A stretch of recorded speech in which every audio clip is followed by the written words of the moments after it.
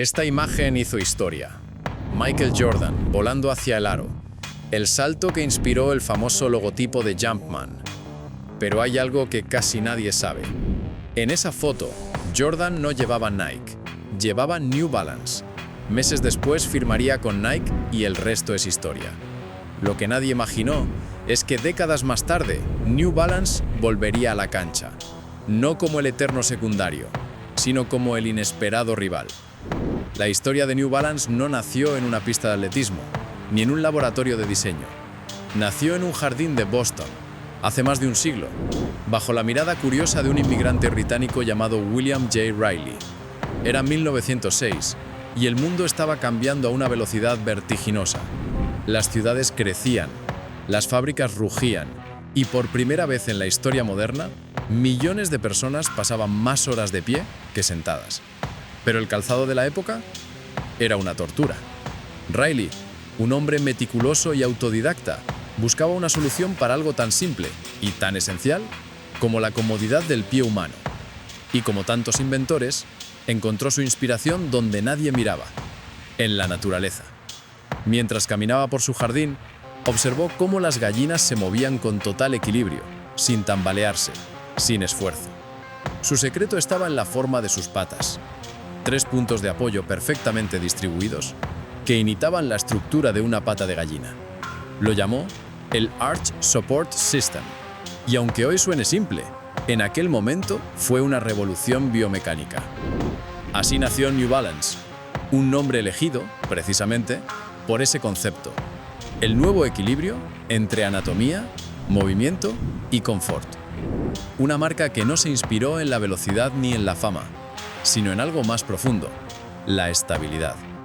Pero Riley no fabricaba zapatillas todavía. Vendía plantillas ortopédicas hechas a medida, elaboradas en su pequeño taller de Boston, donde cada pieza se cortaba, cosía y ajustaba a mano. Sus primeros clientes no eran atletas de élite, sino trabajadores de clase media, policías, bomberos, enfermeros, carteros, gente que pasaba todo el día de pie y necesitaba un calzado que resistiera el cansancio y el peso de la rutina. Un par de plantillas costaba $5 en 1906, el equivalente a casi $90 actuales. No era barato, pero Riley no vendía productos, vendía alivio. Y en una época donde la salud del trabajador valía menos que la productividad, eso era un lujo poco común.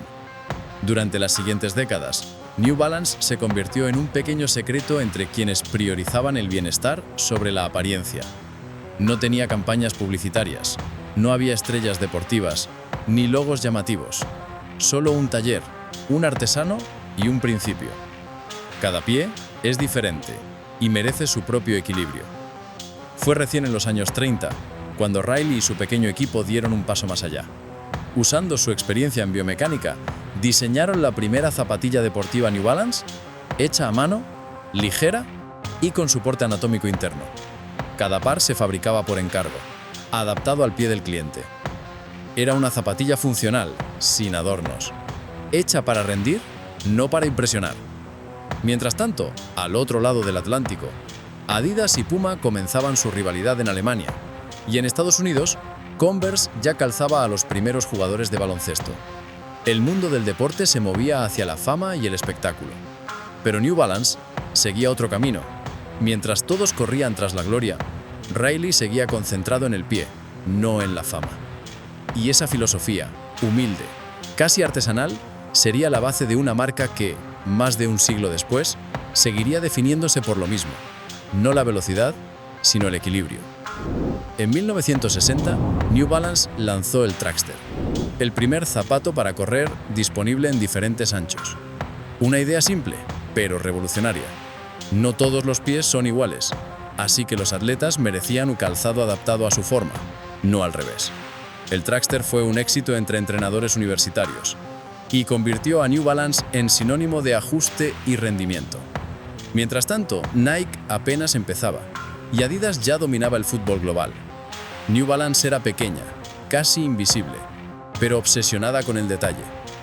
En 1972, un empresario llamado Jim Davis compró la compañía. Solo tenía 6 empleados y fabricaban menos de 30 pares al día. El mismo día de la maratón de Boston, Davis decidió apostar todo por la marca. Su filosofía era radical. Nada de estrellas, nada de anuncios, solo calidad. Mientras Nike gastaba millones firmando a Michael Jordan y Adidas convertía el logo en un símbolo del hip hop con Run DMC, New Balance adoptó un lema que parecía suicida: Endorsed by no one, respaldada por nadie. No querían depender de celebridades, querían que los zapatos hablaran por sí solos. Y lo curioso es que funcionó durante un tiempo. La marca se ganó la confianza de corredores, enfermeros, técnicos, de todos aquellos que necesitaban comodidad real. Pero el precio de no tener glamour fue alto. En los 80 y 90, mientras Nike y Adidas se convertían en íconos de cultura y deseo, New Balance se transformó en la zapatilla de los padres. Práctica, sí. Estilosa, no. El hombre que cambió el mundo con un iPhone, también sin quererlo, cambió el destino de New Balance. Steve Jobs nunca se propuso ser un ícono de moda, no desfiló, no buscó titulares, ni pretendió imponer tendencias. Pero, como todo genio, lo hizo de forma involuntaria. Su uniforme, jersey negro de cuello alto, vaqueros Levi's 501 y unas New Balance 992 grises, se convirtió en un manifiesto visual de su filosofía de vida. Menos es más. A simple vista, su atuendo parecía una decisión práctica, casi aburrida, pero en realidad era una declaración de principios. Jobs creía que la simplicidad era la forma más elevada de sofisticación y que la verdadera innovación debía ser invisible, tan natural que no hiciera falta explicarla. Las New Balance 992 representaban exactamente eso. No eran vistosas, ni deportivas, ni aspiracionales. Eran funcionales, ergonómicas, perfectamente equilibradas, fabricadas en Estados Unidos con materiales duraderos y una estructura pensada para resistir el paso del tiempo. Jobs no buscaba estética, buscaba coherencia. El diseño de esas zapatillas reflejaba lo mismo que los productos de Apple: precisión, utilidad y armonía. Nada sobraba, nada era decorativo. Cada curva, cada costura tenía una razón de ser. En ese sentido, New Balance no solo calzaba sus pies, calzaba su filosofía. No se sabe con certeza si Jobs participó en el diseño del modelo, aunque algunos ex-empleados de Apple afirman que aportó sugerencias sobre materiales y sensaciones al caminar. Pero no hacía falta confirmarlo.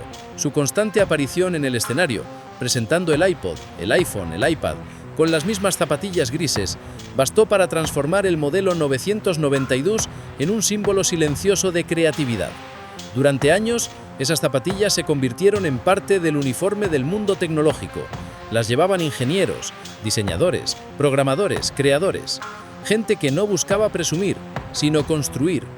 New Balance se convirtió, sin buscarlo, en la zapatilla oficial de Silicon Valley. No era un producto de moda, era una herramienta. Y en una industria dominada por la ostentación y la publicidad, esa autenticidad resultaba refrescante. Pero durante mucho tiempo, nadie las llamó cool. De hecho, muchos las consideraban casi un cliché del tío del garaje, funcionales, cómodas y terriblemente anticuadas. El calzado de los que preferían optimizar que impresionar.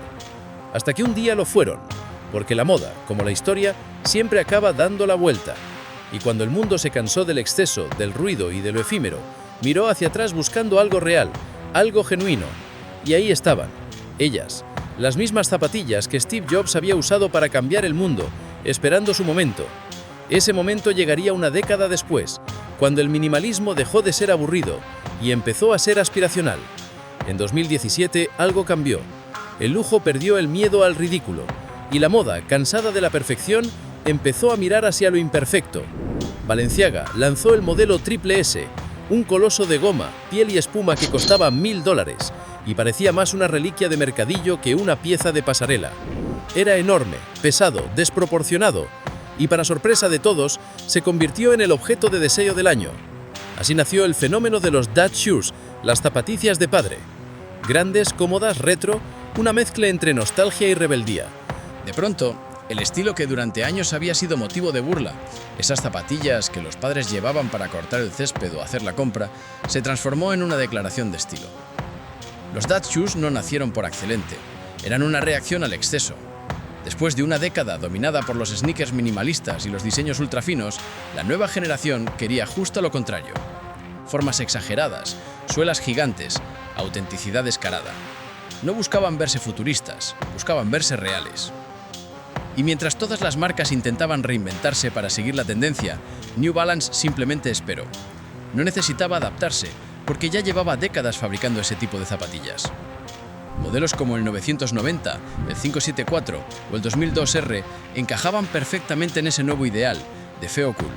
Zapatillas robustas, con alma retro, con una historia auténtica detrás, no una copia diseñada en una oficina de marketing. Mientras Balenciaga creaba la exageración del Dutch Shoe, New Balance ofrecía su versión original, la genuina, la que siempre existió. De pronto, lo que antes era un chiste de suburbio se convirtió en objeto de culto en Nueva York, París y Tokio. Los mismos modelos que los adolescentes evitaban en los 90 ahora llenaban las vitrinas de boutiques de lujo y las pasarelas de streetwear. Pero lo más interesante es que no fue suerte, fue estrategia. New Balance no persiguió la tendencia, la anticipó sin querer. Su estética funcional y su enfoque en la comodidad se alinearon de forma natural con una generación que valoraba la autenticidad por encima del marketing.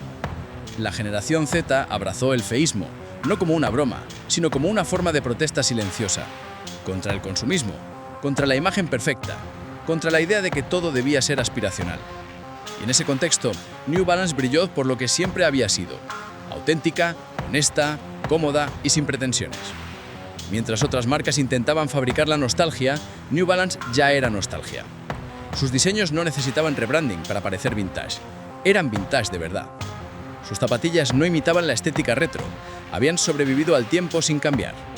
Y lo más irónico de todo es que lo que alguna vez fue un símbolo de falta de estilo se convirtió en el estándar del nuevo lujo, el lujo de la autenticidad. Las calles de Brooklyn y los desfiles de París compartían el mismo calzado. Los influencers las llevaban con trajes, los padres con vaqueros y camisetas. Dos mundos distintos, unidos por una misma idea: la comodidad nunca pasa de moda. Y en ese equilibrio entre el pasado y el presente, entre lo funcional y lo aspiracional, New Balance no solo volvió a estar de moda, volvió a definir lo que la moda significaba.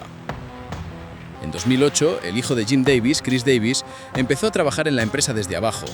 Pasó por departamentos de ventas, distribución y producto. Y en 2016 se unió oficialmente al equipo directivo. 4 años tarde, fue nombrado director de marketing global.